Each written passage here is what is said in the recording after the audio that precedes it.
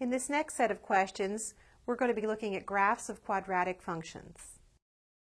Find all x-intercepts of the graph of f of x equals x to the fourth minus 15x squared minus 16. Now remember, an x-intercept is where the graph crosses the x-axis, which means that the function value has to be 0. So really what we need to do is solve 0 equals x to the fourth minus 15x squared minus 16. This is not exactly a quadratic equation, but if we let u equal x squared and u squared equal x to the fourth, we can substitute and get 0 equals u squared minus 15u minus 16. And this we can factor and solve. This would be u minus 16 times u plus 1, which would mean that u minus 16 would be 0, means that u has to be 16.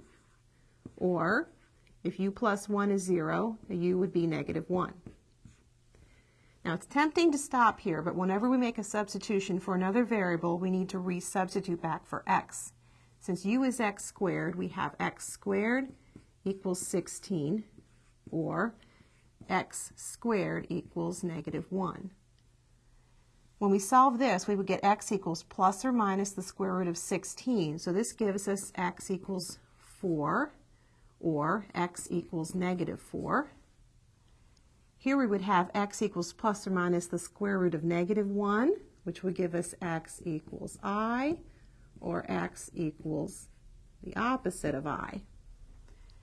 We have 4 solutions of the equation. However, we're not asked for solutions of the equation, we're asked for x-intercepts of the graph. When we have an imaginary answer, this is not going to give us an x-intercept. It's not going to show up on the graph as a place where it crosses the x-axis. Only these numbers, the real numbers, will correspond to x-intercepts of the graph.